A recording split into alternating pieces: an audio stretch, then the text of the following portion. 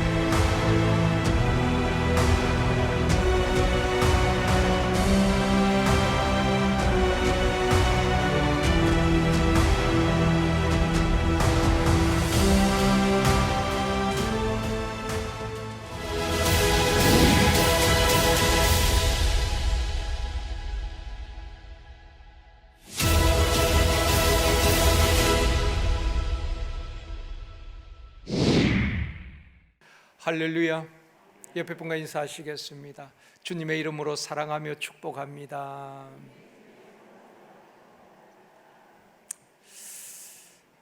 다시 한번요, 이 시간 은혜 받읍시다.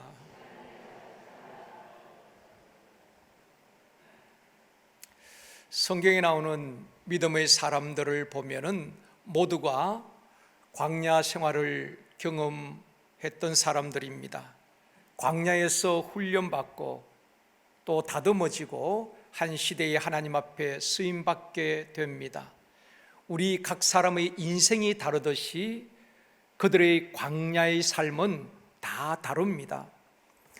아브라함의 광야는 기다림의 광야라고 말할 수가 있습니다.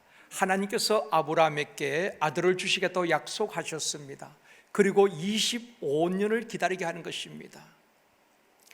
아브라함의 몸은 점점 노쇠해져 가고 하나님의 약속은 이루어지지 않는 것 같습니다.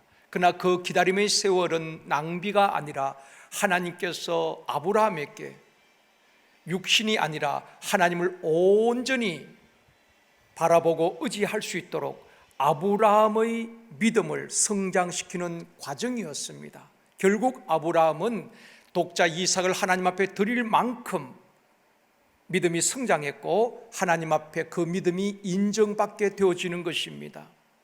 또 하갈의 광야는 버림받은 광야라고 말할 수가 있습니다.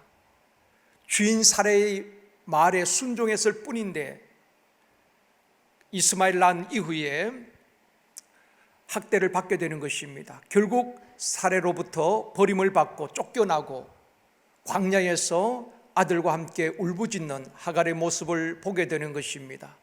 요셉의 광야는 억울함과 침묵의 광야라고도 말할 수가 있습니다. 형들로부터 미움을 받고 구덩이에 던져져 죽을 고비를 넘기고 애굽으로 팔려가고 종살이하고 억울하게 누명을 쓰고 감옥에 갑니다. 그런데 성경에 보면은 요셉은 어디에서도 보디발의 아내를 원망하거나 형들을 원망한 적이 없습니다. 하나님 앞에서 침묵하는 것입니다. 하나님의 때를 기다리고 인내하는 것입니다. 그럴 때 하나님 때가 되매 요셉을 통하여서 하나님의 뜻을 이루어가는 것을 보게 되는 것입니다. 모세의 광야는 훈련하고 준비하는 광야라고 말할 수가 있습니다. 모세가 40세 때에 미디안으로 도망가게 되는 것입니다. 그때부터 40년 동안 광야 생활을 하게 되는데 그 광야의 생활은 헛된 시간이 아니었습니다. 앞으로 이스라엘 백성들을 이끌고 광야를 지나야 되는데 하나님은 미리 모세를 통하여서 광야를 익히게 하고 광야의 전문가가 되게 한 것입니다. 때가 되면 모세를 애굽에 보내시고 애굽에 있는 이스라엘 백성들을 구원하고 광야 40년 동안 그들을 인도하는 광야의 지도자로 쓰임받게 되는 것입니다. 이처럼 우리가 광야를 지날 때에 의미 없는 광야는 없습니다. 광야에서 우리를 다듬으시고 훈련시키시고 하나님께서는 귀하게 쓰시는 것입니다. 오늘은 본문 말씀을 통하여서 이스라엘 백성의 광야라는 제목으로 말씀을 드리려고 합니다. 이스라엘 백성들은 어떤 광야 생활을 했을까요? 또 그들은 광야에서 어떤 반응을 보였을까요? 첫 번째로 광야에서 불평하고 원망하는 이스라엘 백성들입니다. 이스라엘 백성들은 애굽에서 나와서 하나님께서 약속하신 가나안 땅으로 들어갈 때까지 40년 광야 생활을 하는데 끊임없이 불평과 원망을 쏟아내게 되는 것입니다. 출애굽한 이후에 첫 번째 만난 난관이 홍해였습니다. 앞에는 홍해, 뒤는 바로의 군대가 추격해 오는 상황에서 이스라엘 백성들은 광야에 갇힌 자가 되었다고 말씀하고 있습니다. 그때 이스라엘 백성들이 어떻게 반응합니까? 모세를 향하여서 애굽에 매장지가 없어서 우리를 이 광야로 이끌어내어 죽이려고 하느냐 원망을 하게 되는 것입니다. 이스라엘 백성들이 원망에도 불구하고 하나님은 홍해를 갈라서 백성들 하여금 건너게 하시는 것입니다. 홍해의 기적을 보고 그들이 감사해야 했나요? 잠깐 하나님을 찬양하고 감사한 듯 하지만은 홍해를 지나 수르 광야에서 물을 찾아 3일 광야길을 헤매게 되는 것입니다. 그리고 마라라는 곳에 이르러서 물을 만났어요. 근데 그곳 물은 서서 마실 수가 없었습니다. 그러자 이스라엘 백성들은 얼마 전에 그 홍해의 기적을 보았음에도 불구하고 마라에서 원망하게 되는 것입니다. 출애굽기 15장 24절 말씀입니다. 같이 읽겠습니다. 백성이 모세에게 원망하여 이르되 우리가 무엇을 마실까 하매, 하나님을 끝까지 의지하지 못하고 환경에 의하여서 그들은 원망하게 되는 것입니다. 또 한 달 뒤에 신광야에 이르게 되는데 그 신광야에서 또 원망하게 됩니다. 출애굽기 16장 2절 말씀입니다. 같이 읽습니다.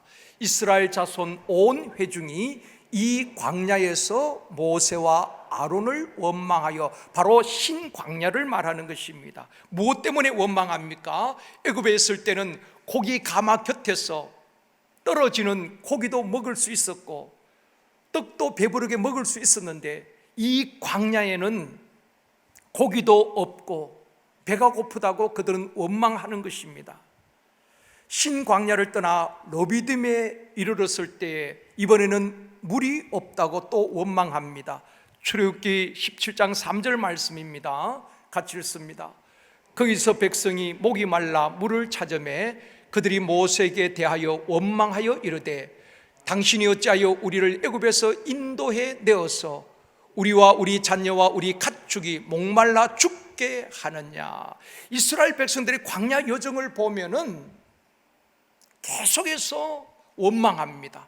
마라에서, 신광야에서, 러비딤에서 가는 곳마다 조금만 불편하면은 원망을 쏟아내게 되는 것입니다. 민수기에도 보면은 이스라엘 백성들이 악한 말로 원망하였다고 말하고 있는 것입니다. 그들의 원망은 모세를 향한 원망이 아니라 성경에 보면은 하나님을 향한 원망이었다고 말씀을 하고 있는 것입니다. 또 가나안 땅을 정탐하기 위해서 12명의 정탐꾼을 보냈지요. 와서 보고를 하는데 10명의 정탐꾼의 말을 듣고 온 백성이 밤새도록 통곡하면서 새로운 지도자를 세우고 우리가 애굽으로 돌아가자고 데모를 하는 것입니다. 이처럼 이스라엘 백성들은 길이 험하다고, 음식이 마음에 들지 않는다고, 마실 물이 없다고, 광야가 불편하다고 원망을 하며 광야 40년 동안 계속해서 감사보다는 원망과 불평을 하게 되는 것입니다. 어쩌면 이스라엘 백성들은 뼛속까지 원망이 배어 있는 것 같습니다.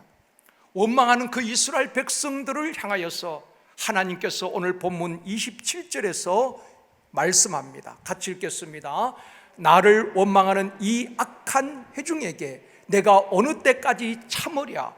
이스라엘 자손이 나를 향하여 원망하는 바 그 원망하는 말을 내가 들은노라. 원망하는 그 백성을 악한 회중이라고 말하고 있습니다. 그리고 이스라엘 자손들이 하나님을 향하여 원망하는 그 모든 원망하는 말을 내가 다 들었다고 말씀합니다. 하나님은 살아계시기 때문에 우리를 보시고 우리의 모든 것을 들으시고 행하시는 분인 줄 믿습니다.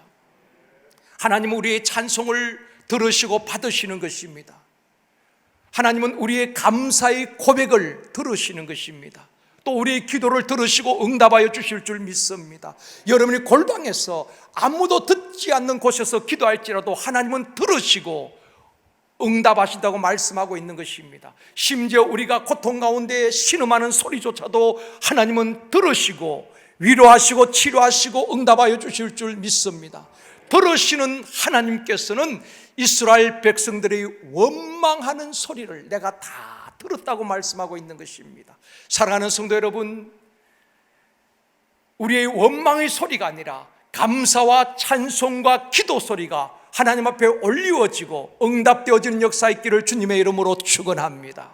들으시는 하나님께서 그들의 원망 소리를 들으시고 뭐라고 말씀하십니까? 28절입니다. 같이 읽겠습니다. 그들에게 이르기를 여호와의 말씀에 내 삶을 두고 맹세하노라. 너희 말이 내 귀에 들린 대로 내가 너희에게 행하리니. 하나님의 귀에 들린 대로 그대로 행하겠다고 말씀을 하고 있는 것입니다.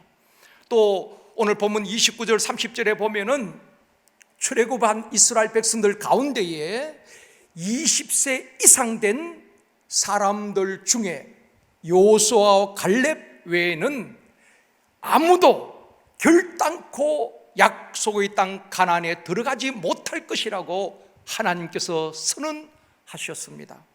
그리고 33절에도 말씀합니다. 같이 읽습니다. 너희의 자녀들은 너희 반역한 죄를 지고 너희의 시체가 광야에서 소멸되기까지 40년을 광야에서 방황하는 자가 되리라. 그 이스라엘 백성들이 원망하고 불평하는 것을 반역한 죄라고 말씀하고 있습니다. 이스라엘 백성들은 광야에서 원망하고 불평하다 결국 광야에서 고생하고 죽게 되는 것입니다. 자기들만의 문제가 아니라 그 자녀들까지도 40년 동안 광야에서 방황할 것이라고 말씀하고 있는 것입니다. 하나님께서 원망하는 것을 얼마나 싫어하시는가를 우리에게 보여주고 있습니다. 사랑하는 성도 여러분, 출애굽한 1세대들은 약속의 땅 가나안에 들어가지 못하고 광야에서 다 죽게 되지요. 부모 세대만 그런 것이 아니라 그 자녀들까지도 부모들이 광야에서 다 소멸되기까지 그 자녀들이 40년 광야에서 방황할 것이라고 말씀하고 있는 것입니다. 축복도 은혜도 흘러갑니다. 저주도 흘러가는 것입니다. 하나님을 사랑하는 자에겐 천대까지 은혜를 베푼다고 말씀하고 있습니다. 그러나 하나님께서 싫어하시는 우상을 숭배하거나 원망하는 자에게 3, 4대까지 죄를 갚게 하신다고 말씀하고 있는 것입니다. 우리와 우리 자녀들 자자손손 은혜의 강물이 흘러가고 축복이 흘러가는 은혜가 있기를 주님의 이름으로 축원합니다. 감사도 습관이고 불평과 원망하는 것도 습관인 것입니다. 그래서 성경에 보면은 어떤 상황에서도 환경에 따라서 감사하라 그러지 않습니다. 성경은 우리에게 말씀합니다. 감사하는 자가 되라. 감사하는 마음으로 찬양하라. 감사함으로 하나님께 아뢰라. 감사하는 말을 하라. 감사가 넘치게 하라고 말씀하고 있는 것입니다. 감사의 눈으로 보면은 이름 모를 들풀을 보고도 감사할 수가 있습니다. 꽃 한 송이를 보고도 하나님의 창조의 오묘한 솜씨를 찬양할 수가 있는 것입니다. 감사의 영성을 가진 사람은 오늘 내게 생명 있음을 감사하는 것입니다. 어젯밤에 돌아가신 분은 우리가 맞은 오늘 이 날을 보지 못하고 어젯밤에도 이 세상을 떠난 사람들도 얼마나 많이 있습니까? 내게 생명이 있음을 감사하고 하나님 앞에 영광 올려드릴 수 있기를 원합니다. 불평과 원망의 사람은 모든 것이 못마땅하고 불평하는 것입니다. 주변의 사람들을 보십시오. 감사하는 분들은, 감사가 몸에 밴 분들은 어디를 가도 감사합니다. 식당에서 음식을 먹고 내가 돈을 지불하고 나오면서도 잘 먹었습니다, 감사합니다 라고 말합니다. 그러나 불평과 원망의 사람들은 어딜 가도 불평합니다. 못마땅해 하는 것입니다. 습관이 되어서 그런 것입니다. 감사가 습관이 되고 감사가 체질화되어지기를 원합니다. 이스라엘 백성들은 애굽에서 구원해 주신 하나님, 홍해를 갈라 건너게 하신 하나님, 구름기둥과 불기둥으로 인도하신 하나님, 그 하나님의 은혜를 감사하기보다도 광야에서 원망하다 가나안의 축복을 놓쳐버립니다. 결국 광야에서 죽게 되어지고 본인들뿐 아니라 그 자녀들까지도 광야에서 고생하게 만드는 것입니다. 사랑하는 성도 여러분, 오늘 이 시간에 다시 한번 결단할 수 있기를 원합니다. 하나님 앞에 나는 감사하는 자가 되리라. 감사의 말을 하고 감사함으로 찬양하고 감사함으로 기도하고 감사함으로 예배하리라. 감사로 제사를 드리는 자가 하나님을 영화롭게 한다고 말씀을 하고 있는 것입니다. 교회에도 감사가 넘치고 가정에도 샘터에도 감사가 넘치기를 원합니다. 그 가정이 행복하지 않을까요? 그 샘터가 행복하지 않을까요? 그런 감사하는 그곳에 하나님께서 은혜를 부어주시고 임재하시지 않을까요? 우리 모두가 감사의 영성으로 살아갈 수 있기를 원합니다.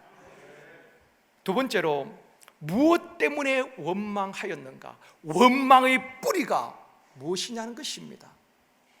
민수기 20장 5절 말씀입니다. 같이 읽겠습니다.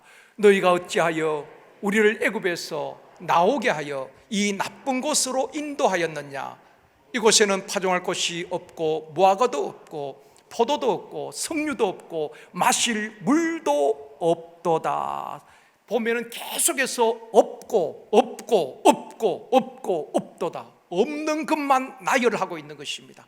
하나님께서 주신 것에 대한 감사하지 못하고 없는 것을 헤아리고 없는 것을 나열하면서 원망하는 것입니다. 여러분, 불평이 많고 원망이 많은 사람들을 보면 꼭 하나하나 조목조목 마음에 들지 않는 것만 지적하는 것입니다. 이스라엘 백성들이 그렇게 하고 있지요. 우리 권사님들, 또 우리 집사님들, 여성분들은 저녁이 되면은 사랑하는 가족들 위해서 저녁을 준비합니다. 저녁에 정성껏 준비를 했는데 남편이나 아내들이 아이가 맛나게 먹고 잘 먹었습니다, 감사합니다, 엄마 참 맛있게 먹었습니다, 여보 정말 맛있게 먹었어요. 그렇게 하면 얼마나 기분이 좋겠습니까? 이렇게 정성껏 준비해서 차려놓았는데 없는 것만 지적을 하면서 왜 오늘 저녁에는 생선이 없어? 삼겹살을 준비했는데 한우 고기가 없다고 원망한다면, 불평한다면 기분이 좋지는 않을 것 같아요. 이스라엘 백성들이 그렇게 했다는 것입니다. 하나님께서 매일 하늘 양식 만나를 내려주셨잖아요. 만나가 안 내리면 어떻게 하겠습니까? 광야에서. 또 고기가 먹고 싶다고 할 때에 한 달 동안 그들의 장막에 메추라기를 보내주셨습니다. 그런데 하나님께서 주신 것에 대해서 감사하기보다도 하나님 오늘도 만나를 내려주셔서 감사합니다, 잘 먹겠습니다, 소화도 잘 되게 하시고 이 광야길을 무사히 통과할 수 있도록 건강도 주시옵소서, 그렇게 하면 얼마나 좋겠습니까? 만나를 보고 나중에 뭐라고 말합니까? 이 하찮은 음식이라고 말하는 거예요. 하나님이 주신 것을 감사하지 못하니까 상대적으로 원망과 불평을 하게 되는 것입니다. 민수기 11장 5절에도 말씀합니다. 같이 읽겠습니다.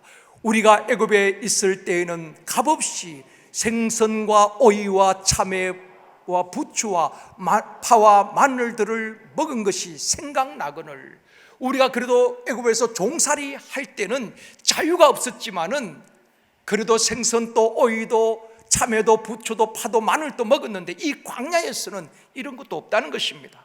만나만 먹고 다른 것이 없는 것을 또 불평하고 있는 것입니다.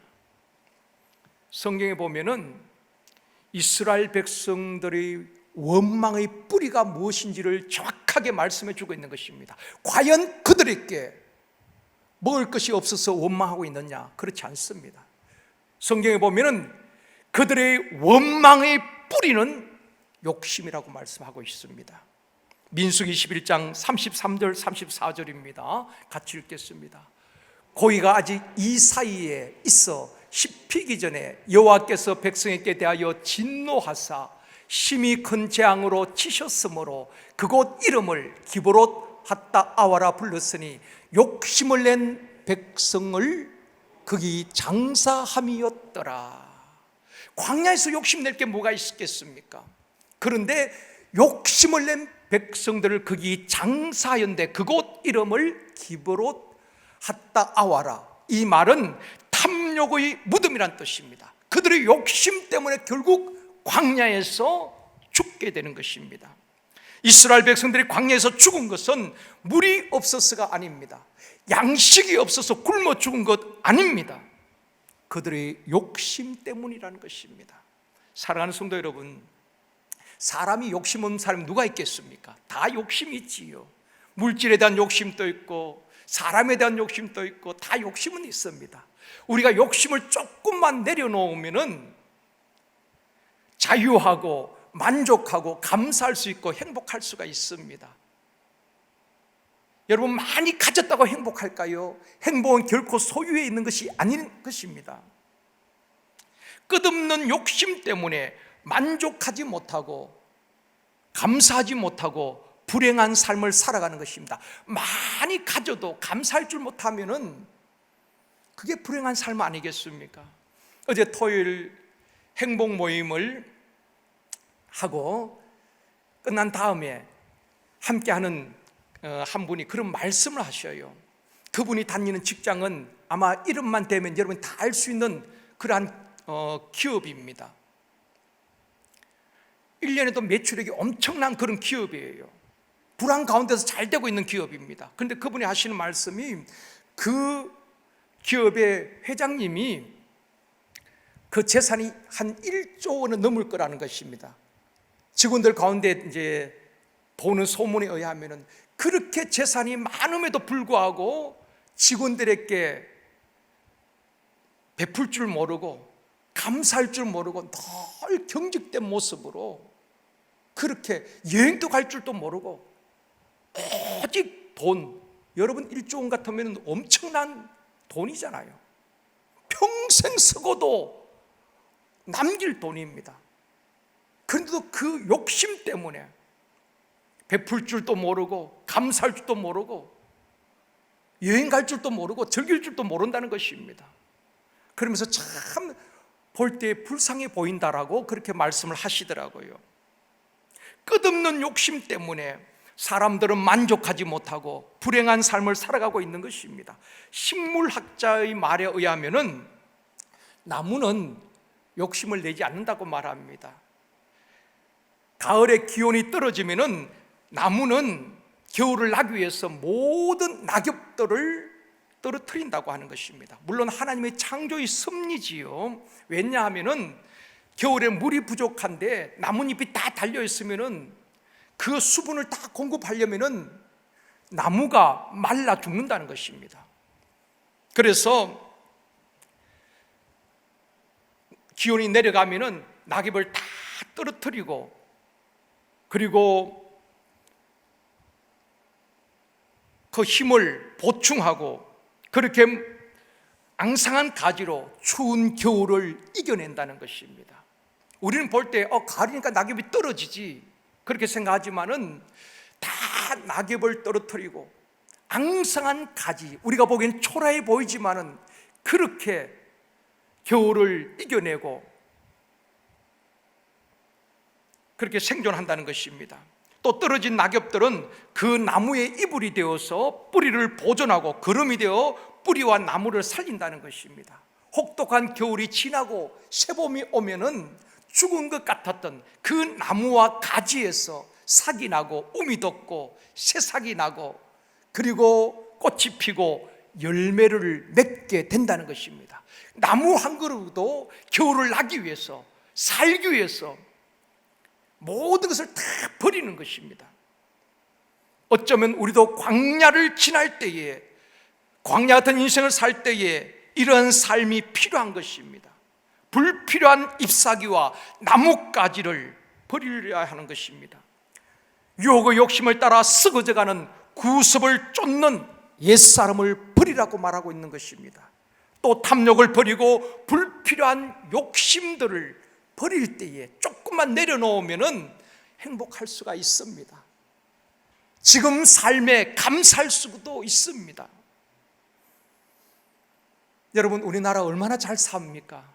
지금 아무리 어렵다 그래도 잘 맛집을 한번 가보십시오.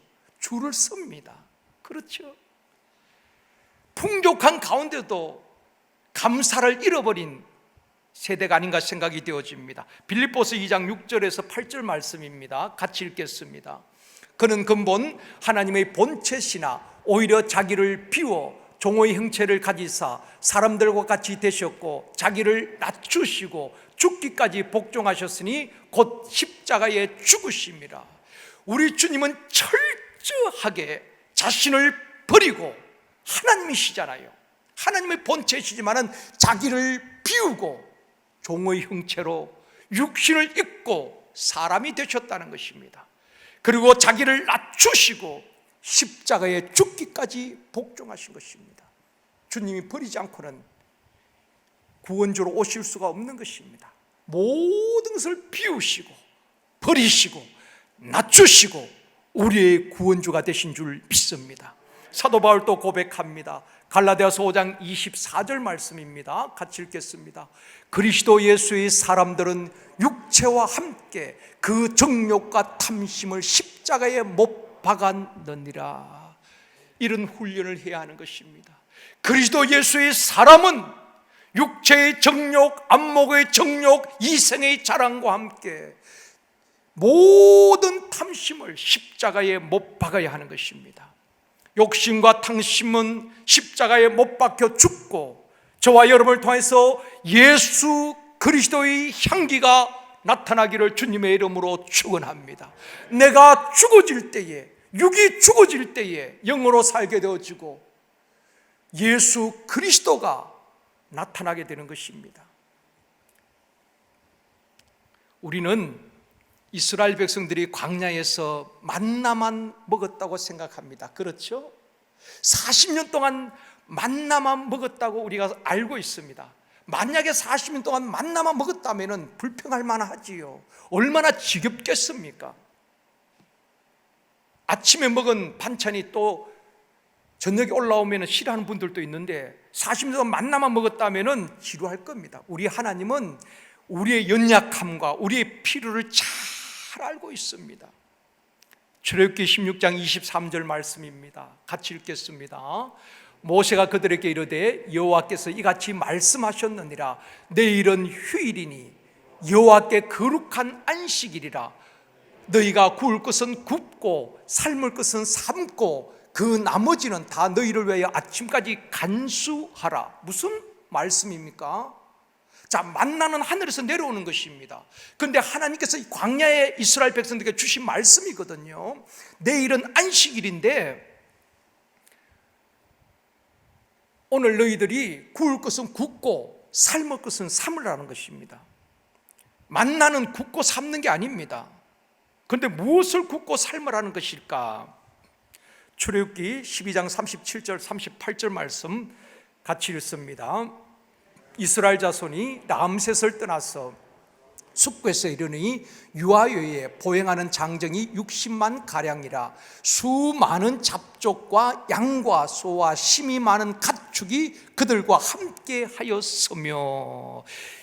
애굽에서 나올 때에 사람만 나온 것이 아닌 것입니다. 바로는 그렇게 타협했지요. 소유물은 다 두고 사람만 가서 하나님 앞에 제사 드려라. 그런데 하나님께서는 모세를 통하여서 너희들이 애굽에 나올 때에 모든 양과 소와 가축을 데리고 나오라는 것입니다. 실제적으로 출애굽할 때에 이스라엘 백성들만 나온 것이 아니라 수많은 잡족들, 이방인들도 섞여 나온 것입니다. 또한 양과 소와 심이 많은 가축을 데리고 나왔단 말입니다. 그러니까 상상해 보십시오. 이스라엘 백성들은 광야에서 매일 신선한 우유도 마셨습니다. 양의 젖을 짜서 마시고, 또 때로는 양고기를 굽기도 하고 삶기도 해서 먹었다는 것입니다. 그래서 하나님께서 안식일 앞두고는 구울 것은 굽고 삶을 것은 삶고 안식일은 일하지 말고 거룩하게 지키라고 말씀하신 것입니다. 하나님은 이스라엘 백성들이 광야에서 무엇이 필요한지 잘 알고 계시는 것입니다. 그래서 수십만 마리의 양과 소도 가축을 데리고 나오게 하신 것입니다. 그러니까 이스라엘 백성들이 불평하고 원망하는 것은 단순히 고기가 먹고 싶고 또 물이 없어서가 아니라는 것입니다. 그들의 불평과 원망의 뿌리는 하나님에 대한 불신앙인 것입니다. 그리고 그들의 욕심이라는 것입니다. 탐심은 곧 우상 숭배라고 말했습니다. 그들은 하나님이 주신 것에 만족하지 못하고 자기들이 갖고 싶은 것, 먹고 싶은 것이 충족되지 않을 때에 불평하고 원망하는 것입니다. 어쩌면 이게 우리의 모습 아닐까요? 하나님이 주신 것에 대해서 내게 생명이 있고 믿음이 있고 성령이 있음을 감사하지 못하고 없는 것을 하나하나 조목조목 세워가면서 하나님, 왜 내게는 이것이 없습니까? 우리 가정에는 왜 이것이 없습니까? 원망하고 있지는 않습니까? 원망의 뿌리는 결국 하나님을 향한 불신앙과 욕심이라는 것입니다. 주변에 보십시오. 불평하고 원망하는 사람들을 보면 그들이 가진 것이 없어서만은 아닐 것입니다. 우리보다 더 많이 가졌음에도 원망하고 불평하는 사람들도 있고요. 적은 것, 부족함이 너무 많은데도 감사하며 살아가는 사람들도 있다는 것입니다.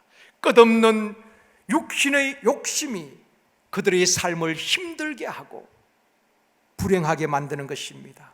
사랑하는 성도 여러분, 세상 욕심과 정욕과 탐심은 십자가에 못 박고 광야 같은 삶을 살아갈 때에 매일매일 삶 속에서 감사하며 또 감사로 영광을 돌리며 살아가는 저와 여러분이 되어지기를 주님의 이름으로 축원합니다. 세 번째로, 감사를 훈련해야 하는 것입니다. 여러분, 감사도 훈련해야 되는 것입니다. 원망은, 불평은 누구나 가르치지 않아도 잘할 수가 있습니다. 그러나 감사는 훈련해야 하는 것입니다. 데살로니가전서 5장 18절 말씀입니다. 이번 주간 암송 말씀입니다. 같이 읽습니다. 범사에 감사하라. 이것이 그리스도 예수 안에서 너희를 향하신 하나님의 뜻이니라. 범사에 감사하라. 명령어로 쓰여져 있습니다. 십계명도 보면 다 명령어로 되어 있거든요. 내 부모를 공경하라, 살인하지 말라, 간음하지 말라, 도둑질하지 말라, 거짓말하지 말라. 다 명령어거든요. 이 범사에 감사라도 명령어로 쓰여져 있습니다. 그러니까 감사는 하나님의 명령이요, 감사는 하나님의 뜻이라고 말씀하고 있는 것입니다. 그러기에 저와 여러분이 이 말씀에 순종해야 하는 것입니다. 아멘입니다. 일본은 복음을 전하기 참 힘든 나라입니다. 우리보다 먼저 복음이 들어갔지만은 복음화율이 굉장히 저조하지요. 그런데 일본 기독교에서 발표한 것에 의하면은 일본에서 가장 많은 사람들에게, 일본 현지인들에게 예수를 전하고 영향을 준 사람이 있었는데 그분이 바로 미즈노 겐조라는 분입니다. 이 미즈노 겐조란 이분은 뇌성마비 환자예요. 한 부분만 이렇게 마비된 것이 아니라 온 몸 전신이 마비된 분입니다. 이분이 할 수 있는 것은 눈을 깜빡하는 그 외에는 거기만 신경이 살아있고 온 몸이 마비되는 것입니다. 말도 할 수가 없고 몸을 움직일 수도 없는 것입니다. 오직 눈만 깜빡일 수 있고 여기만 신경이 살아있는 것입니다. 무슨 삶의 의미가 있겠습니까? 살아야 할 이유가 없지요. 그런데 이분이 어떻게 절망을 딛고 일어났는가? 12살 때에 어머니가 운영한 빵가게가 있었는데 빵을 사러 온 한 목사님이 겐조의 모습을 보고 성경책을 건네준 것입니다. 너무 불쌍하고 처근해서 성경책을 건네주었어요. 그 어머니가 계속 시간 날 때마다 이 미즈노 겐조에게 성경을 읽어준 것입니다. 들을 수는 있으니까. 그러면서 말씀을 쭉 읽어주고 또 듣는 가운데에 고린도전서 12장 9절에 보면은 내 은혜가 내게 족하도다. 여러분, 지금 모든 전신이 마비되고 눈만 깜빡일 수 있는 살아있는 것 같지만 송장이나 다름이 없지요. 소망 없는 이 사람에게 내 은혜가 내게 족하도다. 얼마나 좀 가혹한 말입니까? 근데 그 말씀 앞에 이분이 큰 은혜를 받은 것입니다. 그리고 진심으로 마음을 열고 예수 그리스도를 영접하게 되는 것입니다. 교회 나간 것도 아니고 그냥 예수님은 나의 주인이십니다. 나의 구원자가 되십니다. 주님을 내 마음에 모셨는데 그의 삶 속에 변화된 것은 없습니다. 여전히 누워있고 눈만 깜빡일 수밖에 없지만은 그의 마음속에 말할 수 없는 하늘 평안이 임하게 되어지고 구원의 감격을 누리게 되어지고 천국의 소망을 갖게 된 것입니다. 그리고 이분이 전에는 죽고 싶어서 울었다는 것입니다. 죽고 싶어도 몸을 움직일 수가 없으니까 죽고 싶어서 울었는데 예수 그리스도가 내 마음에 들어온 다음에는, 주님을 만나고 난 다음에는 감격의 눈물, 구원의 기쁨의 눈물을 흘리게 되고 엄마가 눈물을 닦아주게 되는 것입니다. 글을 쓰기 시작합니다. 손을 움직일 수 없기 때문에 글을 쓸 수가 없죠. 엄마가 자판을 가져다 주면은, 엄마가 쭉 자판을 이렇게 짚어주면은 쓰고 싶은 글에 눈을 깜빡이는 것입니다. 그것이 사인이에요. 그러면 엄마가 기억, 그리고 또 이제 짚어가는 가운데 눈을 깜빡이면 밑에 받침을 적고, 이런 식으로 해서 얼마나 불편하겠습니까? 그런 작업을 통하여서 시집을 내게 되는 것입니다. 하나님께서 베푸신 그 은혜, 하나님의 값없이 구원을 베풀으신 그 은혜에 감사하는 고백을 담은 시집을 내는 겁니다. 그게 많은 분들에게 감동을 주고 일본 열도를 울리게 되는 것입니다. 그리고 나중에는 책을 또 냅니다. 그 책이 감사는 밥이다. 바로 이 책입니다. 번역도 됐지요. 바로 미즈노 겐조란 분이 쓴 책입니다. 그 어려움께 눈을 깜빡이고 엄마가 받아줬고, 그렇게 감사는 밥이다. 미즈노 겐조가 이 책을 쓰고, 그리고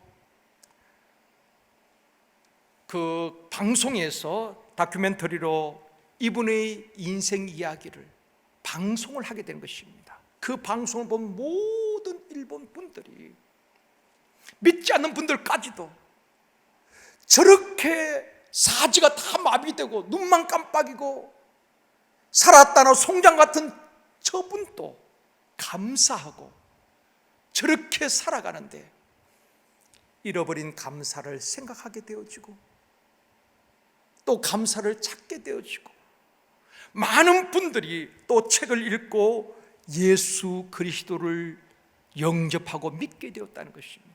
그래서 일본 기독교에서는 어떤 목사가 아니라, 어떤 선교사가 아니라 가장 많은 분들에게 예수를 전하고 또 예수를 믿게 했던 사람은 바로 이 미즈노 겐조라고 그렇게 평가를 하고 있는 것입니다. 일어날 수도 없고 누워있는 사람, 아무 쓸모없어 보이는 사람, 마른 막대기와 같은 사람, 그러나 그 마음속에 예수 그리스도가 들어오니까 물밀듯 은혜와 감사와 평안이 임하게 되고 기쁨이 넘치게 되었단 말입니다. 사랑하는 성도 여러분, 우리는 감사를 잃어버리면 원망하고 불평하게 되는 것입니다. 잃어버린 감사를 회복할 수 있기를 원합니다. 잡초는 가꾸지 않아도 잘 자랍니다. 그러나 감사는 훈련하고 또 훈련해야 되는 것입니다. 원망이나 불평이 내 입에서, 마음에서 나올 때마다 절제하고 감사 모드로 바꿔나가는 저와 여러분이 되어지기를 원합니다. 끊임없이 오늘부터 결단하고 훈련합시다. 감사를 훈련하고 하나님 앞에 감사하고 감사로 예배를 드리고, 그럴 때 그 예배를 하나님께서 얼마나 기뻐 받으시겠습니까? 샘터마다 모여서 감사하고 하나님의 은혜를 나눌 때 그곳에 성령이 임하시고 우리의 개인적인 문제, 질병의 문제도 다 해결되어 줄 줄 믿습니다. 우리의 심령과 가정과 샘터가 원망과 불평의 잡초밭이 되지 아니하고, 잡초는 다 하나하나 뽑아내고 십자가에 못 박아버리고 어떤 상황에서도 하나님의 뜻을 따라 감사하고, 그리하여 감사가 넘치는 가정, 감사가 넘치는 샘터, 감사가 넘치는 우리 제일성도교회가 되어지기를 주님의 이름으로 축원합니다.